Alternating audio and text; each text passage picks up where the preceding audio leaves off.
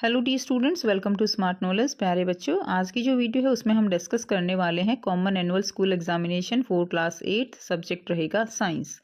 ठीक है, काफ़ी इंपॉर्टेंट वीडियो रहने वाली है। हिंदी मीडियम में ऑलरेडी अपलोड की जा चुकी है। अब हम डिस्कस करेंगे इस वीडियो में इंग्लिश मीडियम में। अगर आपको हिंदी मीडियम में देखनी है तो आप जो है प्लेलिस्ट का लिंक आपको वीडियो के एंड में मिलेगा, वहाँ पर आप देख सकते हो। टाइम अलाउड रहेगा 2.5 घंटे और मैक्सिमम मार्क्स 60। वीडियो काफ़ी बेनिफिशियल रहने वाली है, काफ़ी हेल्प मिलेगी आपको यहाँ से अच्छा स्कोर करने में। सबसे पहले आपको जनरल इंस्ट्रक्शंस दिए गए हैं। सभी क्वेश्चन कंपलसरी हैं। क्वेश्चन पेपर आपका 3 सेक्शन में मिलेगा, A, B and C. A section में आपको सारे ऑब्जेक्टिव टाइप देखने को मिलेंगे, बी में शॉर्ट एंड लॉन्ग आंसर और सी में कॉम्पिटेंसी बेस्ड क्वेश्चन देखने को मिलेंगे। So now let's start. Section A दिया गया है, answer the following questions as directed. ठीक है, typhoid and tuberculosis are caused by, typhoid and tuberculosis they are caused by bacteria. Second question, dash is a thick black oily liquid has unpleasant order. तो petroleum जो है that is a thick black oily liquid has unpleasant order. Third question है, transformation of tadpole into adult frog is called, that is called Metamorphosis. ठीक है। Fourth है, sound can not travel through. तो sound जो है वो vacuum से travel नहीं कर सकती है, क्योंकि साउंड को ट्रेवल करने के लिए क्या चाहिए, मीडियम चाहिए, and medium may be liquid, may be solid and may be gaseous. Coke is used in the manufacturing of steel. तो ये ट्रू होगा या फॉल्स होगा, तो ये हो जाएगा true, Coke is used in the manufacturing of steel. A human ear can hear the sound of 20 hertz to 20,000 hertz frequencies. Is it true or false? तो ये क्या हो जाएगा, ट्रू हो जाएगा। सेवंथ है, examples of kharif crops are paddy and maize. तो ये क्या हो जाएगा, ट्रू, खरीफ क्रॉप्स के एग्जाम्पल हैं। एट्थ है, manure improve the structure of the soil. तो ये क्या हो जाएगा, ट्रू। क्वेश्चन नंबर 9 है, a student prepare a circuit according to the following diagram but the bulb does not glow in the circuit. Look at the circuit and find the reason. तो ये circuit दिया गया है, इसमें आपको बताना है कि ये बल्ब ग्लो नहीं कर रहा, क्यों नहीं कर रहा। तो यहाँ पे देखिए, ये बैटरी लगी हुई है, तो इसमें जो बैटरी में सेल्स हैं ये प्रॉपरली अरेंज नहीं है, they are not properly connected.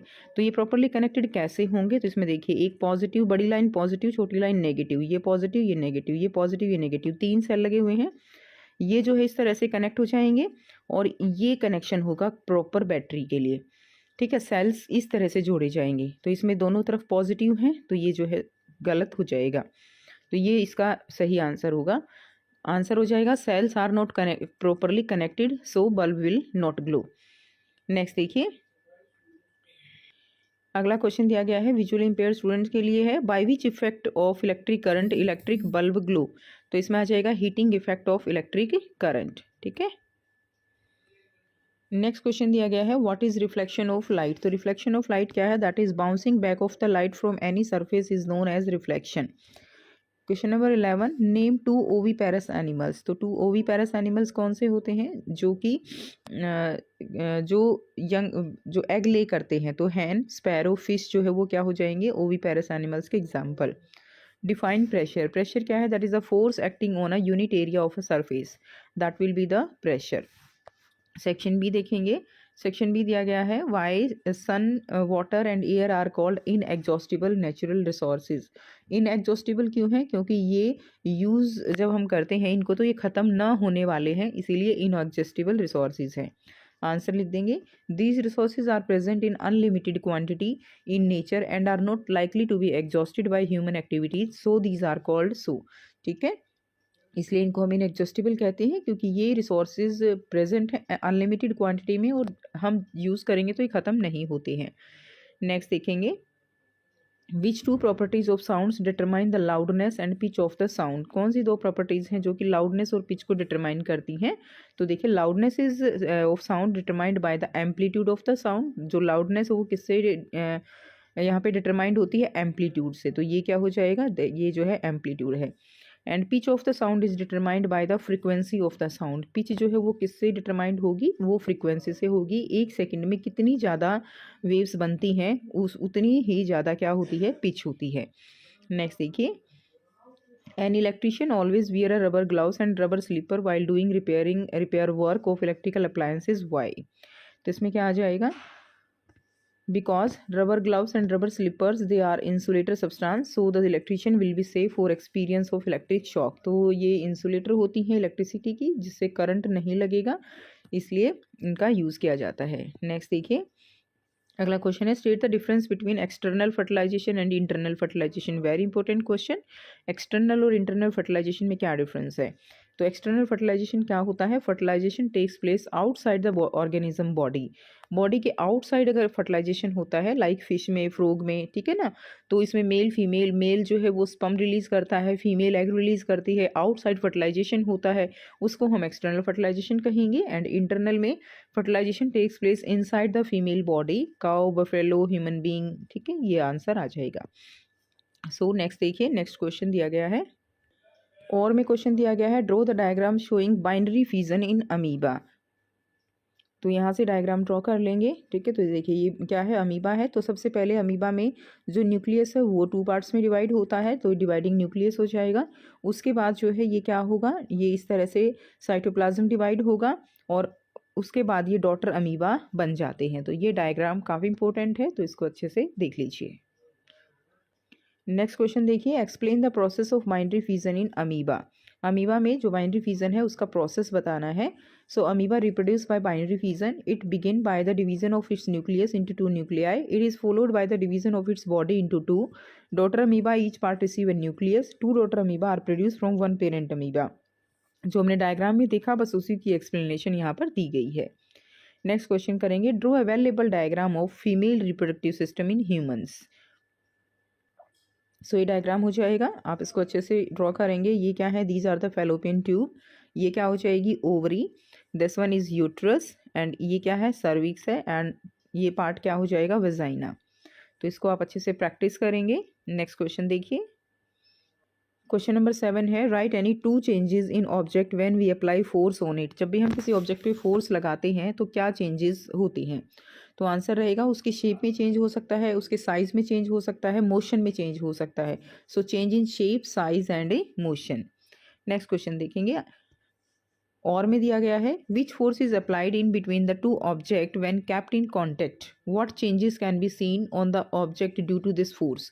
Which force is applied in between 2 object when kept in contact. जब दोनों 2 ऑब्जेक्ट कोई भी आपस में कॉन्टेक्ट में आते हैं तो उनके ऊपर कौन सा फोर्स लगता है एंड उससे क्या उसके अंदर चेंज देखा जा सकता है। तो इसका आंसर रहेगा कॉन्टैक्ट फोर्स, ठीक है। वो कौन सा फोर्स होता है, कॉन्टैक्ट फोर्स होता है। तो उससे उसकी शेप में चेंज आ सकता है, साइज में चेंज आ सकता है, उसके मोशन में चेंज आ सकता है। क्लियर, तो ये इसका आंसर हो जाएगा। नेक्स्ट देखिए, write the name and their use of any 3 constituents of petroleum. Petroleum के नेम, 3 कॉन्स्टिट्यूएंट्स के नेम और उसके यूजेस लिखने हैं। आंसर रहेगा LPG, fuel for home and industry. Kerosene, fuel for stove, lamps and for jet aircraft. Paraffin wax, ointment, candles and Vaseline. तो ये इसका आंसर हो जाएगा। नेक्स्ट देखिए, what are audible and inaudible sounds, also mention their frequency। तो audible inaudible sounds क्या रहेंगी, the sounds which we can hear are called audible sounds and that we cannot hear are called inaudible sounds। Audible sounds 20 kilo hertz या 20,000 hertz तक रहेंगी। Inaudible कौन सी होती हैं, जो 20 हर्ट्स से नीचे होती है यानी इंफ्रासोनिक, और 20 किलो हर्ट्स से ऊपर होती है यानी अल्ट्रासोनिक। उनको हम नहीं सुन सकते हैं, जिसकी वजह से उनको हम क्या कहते हैं, इनऑडिबल साउंड्स कहते हैं। नेक्स्ट देखिए, और में दिया गया है noise is the main factor of some mental diseases. ठीक है, can noise pollution be controlled, write any 3 measures. तो नॉइस जो है क्या मेन फैक्टर है मेंटल डिजीज के लिए। क्या हम नॉइस पोल्यूशन को कंट्रोल कर सकते हैं? तो बिल्कुल कर सकते हैं। कैसे कर सकते हैं, कोई भी 3 उपाय बताने हैं। आंसर रहेगा yes, noise can be controlled by silencing device installed in aircraft engine. तो उसमें हम साइलेंसिंग डिवाइस जो है वो लगा के कर सकते हैं। ट्रांसपोर्ट व्हीकल्स के अंदर ट्रीज मस्ट बी प्लांटेड, ठीक है, ट्रीज उगा के जो नॉइस है उसको कंट्रोल किया जा सकता है। Use of horns should be minimised. जो हॉर्न बार बार हम बजाते हैं तो उसको मिनिमाइज करके भी हम नॉइस पोल्यूशन को कंट्रोल कर सकते हैं। नेक्स्ट देखिए, draw the diagram of human I and label it's any 4 part. यहाँ से आई का डायग्राम करेंगे, दैट्स वेरी इंपॉर्टेंट। तो ये क्या हो जाएगा, ये देखिए ये लेंस है इस तरह से। ये क्या है, these are the ciliary muscles, ठीक है, जो कि इसको क्या करती हैं, प्रोटेक्ट करती हैं। और जो आइरिस हैं, जो अमाउंट ऑफ लाइट है उसको कंट्रोल करती हैं, आइरिस ये हो जाएंगी। ये क्या हो जाएगा, बीच का स्पेस प्यूपिल है। आगे क्या है, कॉर्निया, यहाँ पे इमेज बनती है retina. These are the blood vessels, these are the optic nerve जो कि ब्रेन तक जाती हैं। ठीक है, तो आप इतना भी कर लोगे। इसमें देखिए मेन आप ये पॉइंट्स कर लीजिए, एक आइरिस मेन है, कॉर्निया, प्यूपिल, लेंस, रेटिना और ये ऑप्टिक नर्व, बस इतने पॉइंट्स आप कर लीजिए। ये बेशक आप इसमें छोड़ सकते हो, ठीक है। तो ये पॉइंट्स आपके ज़रूरी है और हर एक का फंक्शन आपको याद करना है।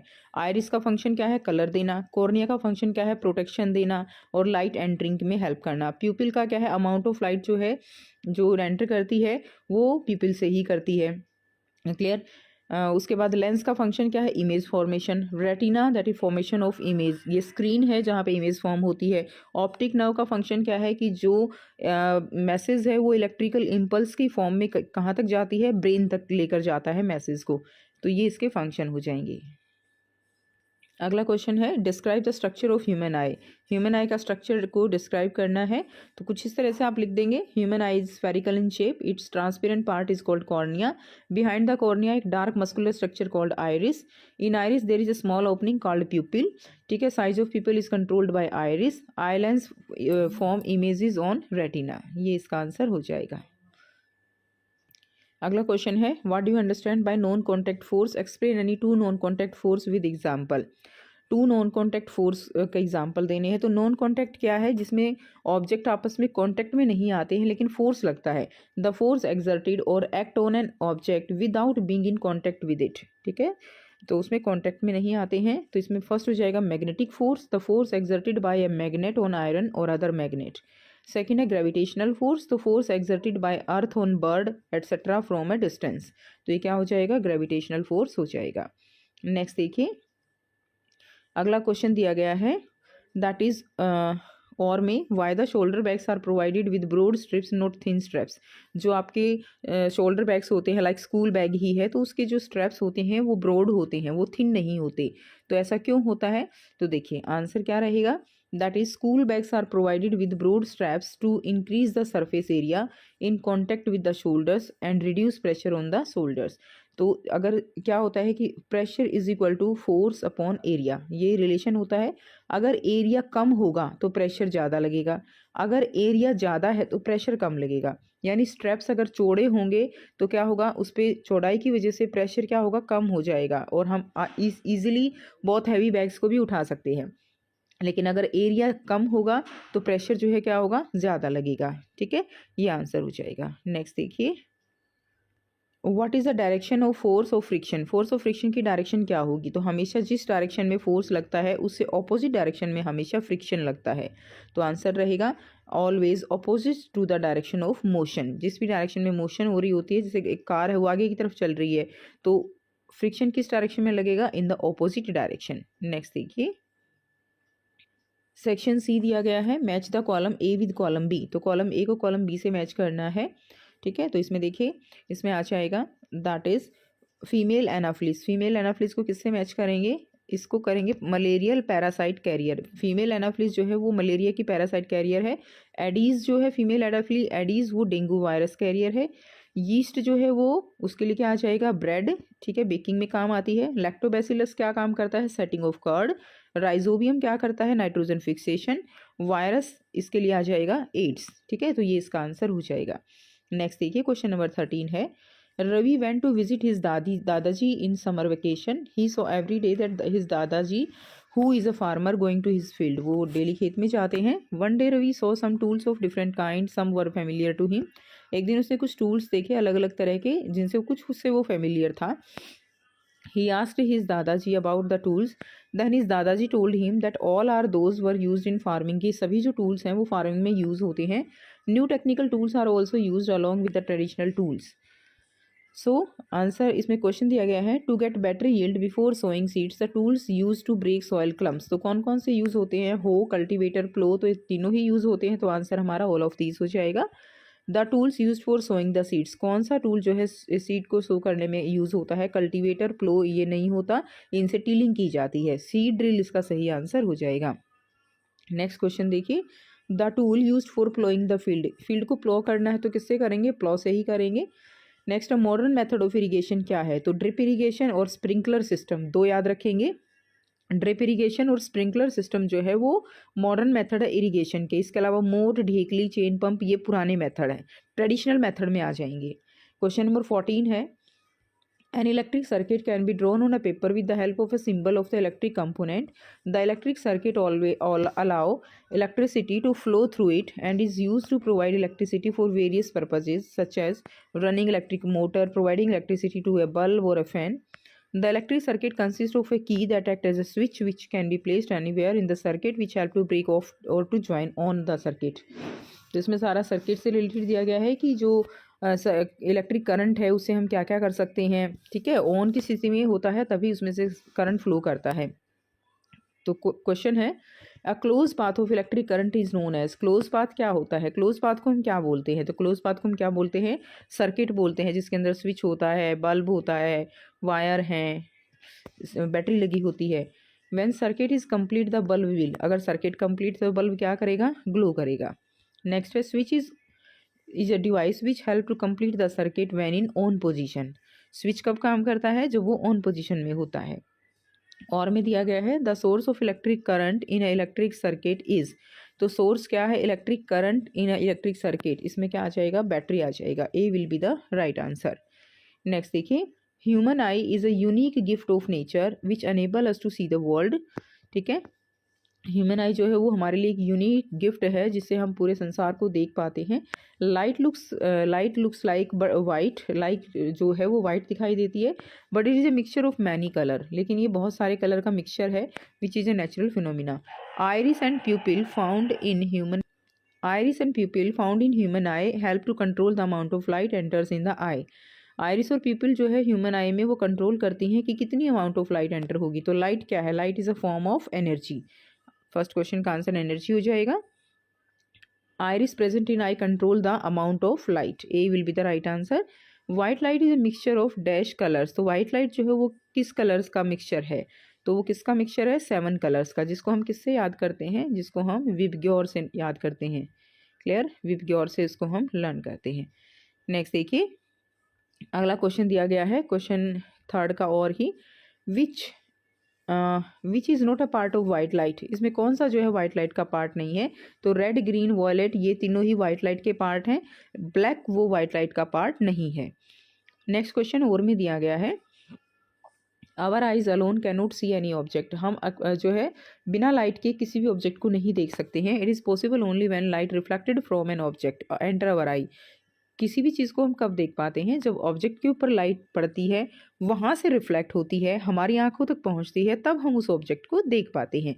The light by which we can see an object may have been emitted by the object और may have been reflected by the object. Light is reflected from all surfaces. When light reflect from any surface, image is formed. तो first question हो जाएगा, light is a form of energy which enable us to see. तो light क्या है? It is a form of energy जो हमें देखने में हेल्प करती है। सेकंड है, we can see any object when reflected ray enter in our eyes after reflection. C will be the right answer. Next देखिए, the object which emit light are called luminous. Object which emit light are called luminous object. और में दिया गया है, angle of incident is equal to the angle of reflection. ठीक है, तो ये था कंप्लीट पेपर। आई होप सभी बच्चों को सारे क्वेश्चंस अच्छे से क्लियर हैं। हिंदी मीडियम में ऑलरेडी क्वेश्चंस अपलोड किए जा चुके हैं, तो अगर आप हिंदी मीडियम में देखना चाहते हो तो वो भी देख सकते हो। अभी आपके स्क्रीन पर यहाँ पर प्लेलिस्ट का लिंक है जिसमें आप मिड टर्म के जो पेपर है उनको भी रिवाइज कर सकते हो। साथ ही साथ आपको बाकी सभी सब्जेक्ट के जो एनुअल पेपर हैं वो मिल जाएंगे। सो वीडियो को जो है सारी वीडियोज़ को अच्छे से देख के और बहुत अच्छे से तैयारी करके जाइएगा। मिलते हैं आपसे नेक्स्ट वीडियो में। Till then take care, bye bye and have a nice day.